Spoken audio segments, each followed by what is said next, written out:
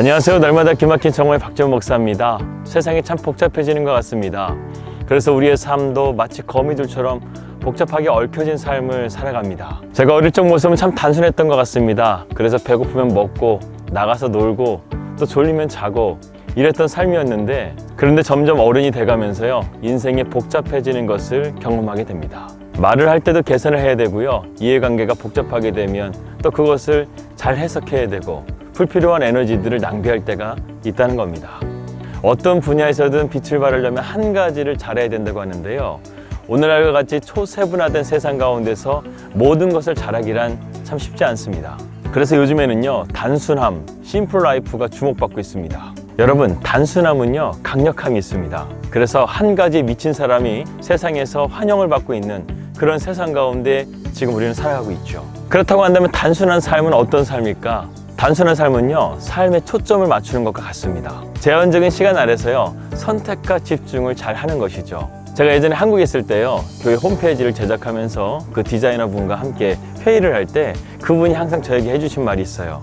목사님, 이렇게 복잡하게 하는 것이 아니라요, 선택과 집중을 해주셔야 돼요. 그때는 그 말이 잘 이해가 안 됐습니다. 그런데 그 프로젝트를 진행하면서요, 선택과 집중이 얼마나 중요한지에 대해서 제가 깨닫게 되었죠. 그래서 이런 말이 있습니다. 고수는 복잡한 문제를 단순하게 만드는 능력이 있고, 하수는 단순한 문제를 복잡하게 만드는 능력이 있다. 여러분 공감이 가시나요?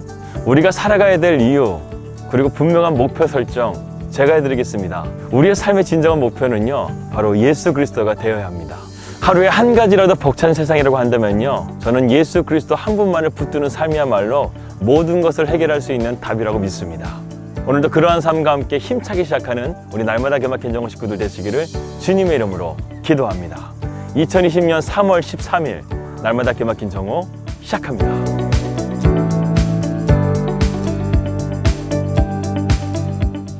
우리 몸에는 여러 가지 감각기관들이 있습니다. 5가지가 주요 감각기관인데요, 시각, 청각, 미각, 촉각, 그리고 후각이 있습니다. 그런데요, 이 5가지 중에 4가지가 우리의 얼굴에 집중되어 있다는 것을 여러분 아십니까? 한번 어떤 능력들이 있는지 살펴볼까요? 시각은요, 우리로 하여금 사물을 보게끔 합니다. 청각은요, 우리를 듣게 합니다. 그리고 미각은 맛을 받아들이는 기관입니다. 기본적으로 단맛, 신맛, 짠맛, 쓴맛, 그리고 감칠맛, 이러한 맛들을 우리가 지각하게 됩니다. 그리고 후각은 우리가 냄새를 맡는 기관인데요, 지금 코로나 바이러스가 이러한 호흡기를 통해서 전파되고 있지 않습니까? 다른 기관에 의해서 후각이 없어도 괜찮을 것이라고 생각하지만 그렇지 않습니다. 이처럼 바이러스나 가스가 새거나 타는 냄새를 맡지 못하게 되면 아주 무서운 결과를 낳게 되죠. 그리고 마지막으로 촉각이 있습니다. 촉각은 주로 손과 발에 의해서 우리가 느껴지는 감각기관인데요, 우리가 만지면 부드럽거나 거칠거나 하는 것들을 느낄 수가 있고, 그리고 손을 대보면 진동 같은 것들도 느낄 수 있는 그러한 감각기관이라고 합니다. 이 밖에도 우리 몸에는 여러 가지 감각기관이 있는데요, 한번 살펴보면요, 균형과 가속 감각기관이 있고, 주변의 온도를 인지하는 감각기관, 몸의 컨디션을 지각하는 심부 감각기관, 우리 몸의 아픈 곳에 신호를 보내는 통증 감각기관, 우리 몸이 절제할 수 있도록 도와주는 충만함, 배고픔과 목마름을 느끼게 하는 기관, 질식을 느끼게 하는 감각기관, 음식을 넘길 때나 구토할 때 느끼는 감각기관, 기침이나 재채기를 하게 하는 인두 점막기관, 시간을 감지하는 감각기관, 과거의 기억을 통해 안정감을 갖게 하는 친숙함 등 우리 몸에는 이렇게 수많은 감각기관이 저와 여러분을 위해서 활동하고 있다는 것입니다. 하나님께서 이처럼 우리를요, 섬세하고 오묘하게 만드신 거예요. 아무리 인간이 죽었다 깨어났다 할지라도요, 우리 인간을 만들어낼 수는 없습니다. 왜냐하면요, 이 모든 것들보다 아주 중요한 감각기관이 하나 더 있거든요. 그것이 바로 무엇이냐면 바로 영적인 감각기관입니다. 우리가 하나님을 멀리 떠나게 되면요, 이 영적인 감각기관이 우리의 영적인 상태를 지각하게 해준다는 것입니다. 하나님께서는 우리를 창조하실 때 이것을 이미 만들어 놓으셨어요. 그런데 아담과 하와의 범죄로 인해서 이러한 우리의 영적인 감각기관이 둔화된 것입니다. 하지만 예수 그리스도를 통해서요, 이러한 영적인 감각기관을 하나님께서 다시금 회복시켜 주셨습니다. 오늘 그러한 영적인 감각기관을 회복한 한 여인을 소개합니다. 그 여인은 바로 룻기의 나오미입니다. 엘리멜렉과 나오미는 이스라엘에 큰 흉년이 들자 모압으로 가족들과 함께 이민을 갑니다. 그곳에 가서 가뭄은 피했지만 그녀의 집안 가운데 불운이 찾아옵니다. 남편이 죽고 10년 후에 두 아들 말론과 기럯마저 세상을 떠나게 되죠. 이제 그녀에게 남은 것이라고는 아무것도 없는 진정한 영적인 가뭄을 경험하게 된 것이죠. 구약 시대를 보게 되면요, 하나님이 주시는 축복 가운데 자식의 축복이 참 큽니다. 그래서 아브라함은 무려 25년이나 기다려서요 이삭을 낳게 되죠. 그런데 나오미는요, 사랑하는 남편도 잃고 그리고 사랑하는 두 아들 말론과 기럨도 잃어버리게 된 겁니다. 룻기의 말씀을 보게 되면요, 하나님을 떠난 자들의 모습이 어떠한 모습인지를 우리에게 보여주고 있습니다. 사사시대야말로 성경적으로 볼 때 가장 어두운 시기였죠. 백성들이 자기의 소견대로 행하고 방자에 행했다. 이것이 사사시대의 결론입니다. 그들이 하나님 앞에 제사를 안 지낸 것도 아니었습니다. 그런데 우상에게도 제사를 지낸 것이에요. 한마디로 말해서 하나님께서 가장 싫어하시는 다른 신을 섬기는 그런 영적인 타락 가운데 있었다는 것입니다. 그러한 땅 가운데 하나님께서 거하실 이유가 없고요, 하나님께서 그 땅 가운데 축복해 주실 이유가 없습니다. 하나님이 떠나신 거예요. 그러자 그 땅 가운데 가뭄이 찾아옵니다. 이러한 고통의 시기 가운데 하나님은 나옴이라는 한 여인을 주목하십니다. 고통은 때로는 새로운 창을 여는 문이 되기도 하죠. 그래서 우리 몸의 감각기관 중에 통증기관이 있습니다. 이 통증기관의 특징은요, 우리 몸의 주의를 끌게 한다는 것입니다. 그래서 우리 몸에 어디가 잘못되어지게 되면 그 통증을 일으켜서요, 우리로 하여금 그것을 치료받을 수 있도록 병원에 가기도 하고 치료를 받을 수 있도록 우리 몸에 신호를 보낸다는 것입니다.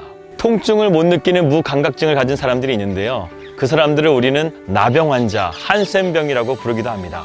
정형외과 의사였던 폴 브랜드는요, 이러한 나병 환자, 한센병 환자를 치료하면서요, 고통이 주는 선물이라는 책을 쓰기도 했습니다. 그렇습니다. 고통이라는 것을 통해서 우리는요, 우리의 질병을 알 수 있고 그것을 치료할 수 있도록 우리를 이끌어갑니다. 마찬가지로 우리의 영적 기관은요, 하나님을 떠나게 되면 우리에게 고통을 줍니다. 그래서 그 고통을 치유하실 주님께로 우리를 인도하시는 것이죠. 나오미의 삶도 마찬가지였습니다. 고통을 통해서요, 그녀가 하나님을 찾기 시작합니다. 그래서 그녀는 1장 6절 말씀을 통해서요, 샤다이의 하나님, 전능하신 하나님이 이스라엘 가운데 다시금 은혜를 베풀어 주었다는 소식을 듣고 믿음으로 반응합니다. 구약시대의 대부분의 선지자들이나 예언자들, 중요한 인물들을 보게 되면 하나님께서 그들로 하여금 직접 말씀하시는 직통계시가 있었는데요, 룻기의 말씀은요, 하나님께서 나오미나 또 룻에게 직접적으로 말씀해 주시는 말씀이 없다는 것입니다. 그러나 룻기 전체에 흐르고 있는 하나님의 섭리하심을 우리는 보게 되죠. 구약시대의 가장 중요한 핵심이 되는 단어인 헤세드의 하나님을 바라보게 됩니다. 나오미는요, 하나님의 직통계시를 들은 것이 아니에요. 다만 모압 지방에 이스라엘 사람이 와가지고요, 이스라엘에 다시금 비가 내리기 시작하고 하나님의 그 이스라엘 백성들 가운데 축복하신다는 소식을 듣게 되자 그녀가 믿음으로 반응한 겁니다. 저는 이 부분을 깨달게 되면서요, 한 가지 중요한 인생의 원칙 하나를 발견하게 되었습니다. 인생을 살면서요, 해석이 참 중요하구나 라는 것입니다. 사랑하는 여러분, 우리의 인생은요, 어떠한 문제를 해석함에 따라서요, 우리의 인생이 달라질 수 있습니다.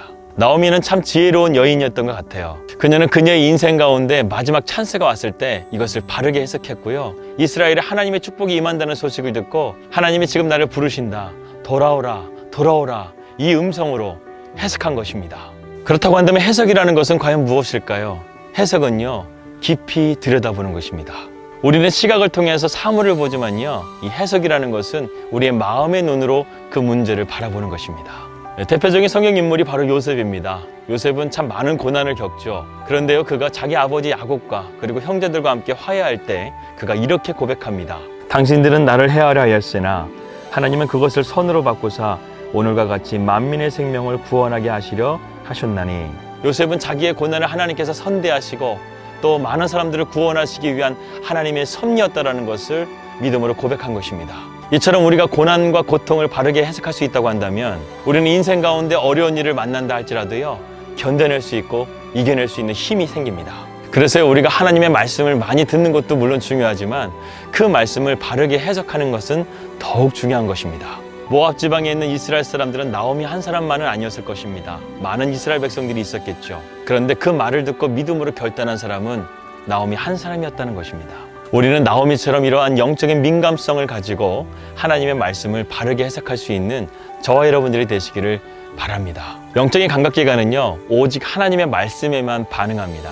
하나님의 말씀은 우리로 하여금 하나님과 더욱더 가까이 나가게 만들고 우리가 잘못된 길로 걸어가는 가운데서 우리를 지키고 보호합니다. 나오미 인생 가운데 이런 영적인 감각이 회복되자 하나님께서는 그녀에게 다시금 회복의 자리로 인도해 주시고 그녀의 마음을 치유하시는 자리로 인도해 주십니다. 그녀가 하나님의 말씀을 듣고 내린 그 결정 때문에 그녀뿐만 아니라 이방인이었던 그녀의 며느리 룻도 축복을 받게 되고 사사시대에 아무런 희망이 없고 절망적인 상황 가운데 있었던 이 여인을 불멸하는 성경에 기록되게 하는 그런 놀라운 축복을 그녀는 받게 된 것이죠. 지금도 하나님은 우리의 삶을 온전히 주님께 맡기는 자들에게 이러한 축복을 약속하십니다. 지금 고통 속에 계십니까? 지금은 내가 세상 가운데서 아무것도 할 수 없는 가운데 있지만 내 영적인 감각기관은 민감해져서 하나님을 곧 찾을 줄을 믿습니다. 사랑하는 여러분, 우리 인생의 진정한 답은 예수 그리스도 하나님이십니다. 아무리 거미줄처럼 복잡하게 인생에 얽힌다 할지라도요, 하나님에게는 그것이 문제가 되지 않습니다. 오늘도 우리의 삶을 통해서 복잡한 모든 문제들을 단 한 번에 해결하실 수 있는 예수 그리스도, 그 한 분만을 바라보면서 믿음으로 승리하는 우리 날마다 기막힌 종국 식구들 되시기를 주님의 이름으로 기도합니다. 주님, 아무리 복잡한 세상이라 할지라도 주님에게는 문제가 되지 않습니다. 나오미처럼 하나님의 말씀을 듣고 그것을 민감하게 반응할 수 있는 영적인 감각기관이 우리에게 무엇보다 중요한 시기입니다.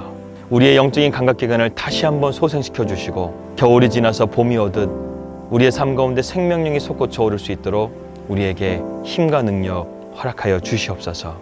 예수님의 이름으로 기도드립니다. 아멘. 오늘의 기도 제목입니다. 이거 뉴질랜드 땅 가운데 성령의 새바람이 부를 수 있도록 기도해 주시길 바라겠습니다. 그리고 두 번째로 저희 가정이 이거 뉴질랜드 땅 가운데 잘 안착하고 잘 정착할 수 있도록 기도해 주시고 무엇보다 우리의 믿음이 더욱더 견고해져서 이 땅에 있는 견고한 진들이 허물어질 수 있는 믿음으로 나아갈 수 있도록 기도해 주시길 바라겠습니다.